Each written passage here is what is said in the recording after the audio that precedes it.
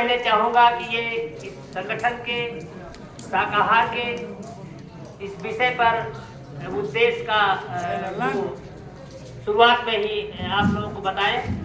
इसके बाद हम आप सबके विचार सुनेंगे।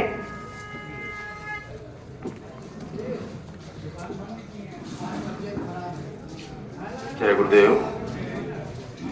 मंच पर आसीन हमारे बार एसोसिएशन के अध्यक्ष प्रदीप भाई, पूर्व अध्यक्ष योगेंद्र चाचा, पूर्व अध्यक्ष राम गोपाल चाचा, कमलेश चाचा जो संचालन कर रहे हैं, हमारे सामने बैठे सभी अधिवक्ता साथियों, त्रिपाठी चाचा एवं सर्वत्र विराजमान परम संत परम पूज्य बाबा जय गुरुदेव जी महाराज एवं उनके उत्तराधिकारी बाबा उमाकांत जी महाराज, सबके चरणों में सतकोट प्रणाम। आज शाकाहारी व्यक्तियों के द्वारा शाकाहारी भोजन बनाया गया और खिचड़ी भोज का कार्यक्रम अपने जिला बार एसोसिएशन के प्रांगण में किया जा रहा है। बाबा जय गुरुदेव धर्म विकास संस्था, जिसके संस्थापक परम पूज्य बाबा उमाकांत जी महाराज हैं, जिनकी ये तस्वीर लगी है, इनके आदेशानुसार ऐसे कार्यक्रम जगह जगह होते रहते हैं। यही अयोध्या में जब से भगवान राम मंदिर का शिलान्यास हुआ, उस दिन से बाबा जी ने संकल्प लिया और आदेशित किया कि देखो, जब से बाबा भगवान राम की जब तक मंदिर बनकर अयोध्या में कंप्लीट ना हो जाए, चाहे वो 1 साल 2 साल 4 साल 5 साल जितने दिन तक चले, तब तक आप लोग भंडारा चला दो।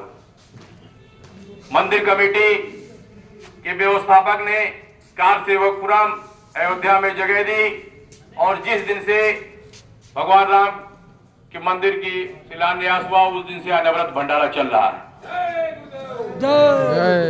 ये एक व्यापक कार्यक्रम पूज्य बाबा उमाकांत जी महाराज के सानिध्य में हो रहा है। फिर बाबा जी ने कहा, देखो अब तो प्राण प्रतिष्ठा का समय आ गया, तो प्राण प्रतिष्ठा में भी आप लोग व्यापक भंडारा चला दो।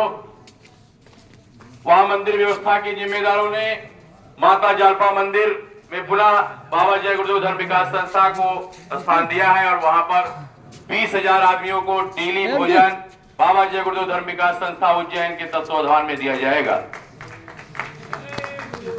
बाबा जी ने यह भी कहा, देखो भगवान राम को तो मानने वाले सब लोग, और आज पूरी दुनिया राममय, सब तरफ राममय है, राम राम सब रट रहे हैं। लेकिन देखो, भगवान राम के आदर्शों पे चला भी जाए, ये भी अपने अंदर उतारा जाए, क्योंकि भगवान राम का जो भाई के प्रति प्रेम था, लक्ष्मण को ले लीजिए, भरत जी को ले लीजिए, उनके शत्रुघ्न, ये अब जीवी वर्ग है, किसी को कुछ बताने की जरूरत नहीं है।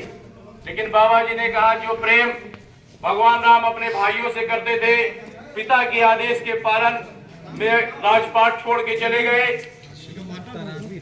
माता को छोड़कर, अपना राज्य छोड़कर जंगल में भटकते रहे। वहां जंगल में उनकी पत्नी का हरण हुआ और अपनी पत्नी के लिए उन्होंने रावण जैसे ताताई का नाश किया और धर्म की स्थापना की। तो बाबा जी ने कहा, देखो राममय दुनिया है, थोड़ा राम के आदर्शों का भी पालन किया जाए। भाई के प्रति प्रेम, पिता के आदेश पर जंगल जाना। अभी आज के जमाने में कोई पिता और अपने पुत्र से कह दे, देखो मैंने अपनी पत्नी को वचन दिया है कि तुमको जंगल, 2 वचन दिया है, तुमको जंगल जाना है और उसके लड़के को हम राजपाट देंगे, तो लड़का तुरंत जवाब देगा, ऐसा है पिताजी, वचन आपने दिया होगा, हमने वचन नहीं दिया। तो भगवान राम को माना जाए तो उनके आदर्शों का भी पालन किया जाए। ज्यादा डीप में हम रामायण में नहीं जाना चाहते, क्योंकि राममय दुनिया है, इसलिए बताने की थोड़ा आवश्यकता है। देखो, रावण का संहार भगवान राम ने किया। अरे रावण को मारना इतना आसान था? काल को जो अपनी चारपाई में बांध के रखता हो, उसको मारना संभव हो। तीनों देवताओं को सिद्ध कर रखा था। रावण का संहार हुआ, किस लिए हुआ? क्योंकि रावण शराब का सेवन करता था, मांस का सेवन करता था, व्यभिचारी था, पर नारी पर उसकी गलत दृष्टि रहती थी, इसलिए रावण का संहार हो गया।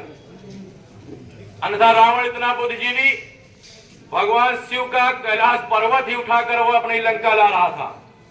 इतना शक्तिशाली होने के बाद उसका जब संहार करके भगवान राम अयोध्या आए तो उनकी माता ने कहा, क्या तुम अपने बच्चों की तरफ देखते, कहा भगवान की तरफ देखते, कहा तुमने रावण को मार दिया?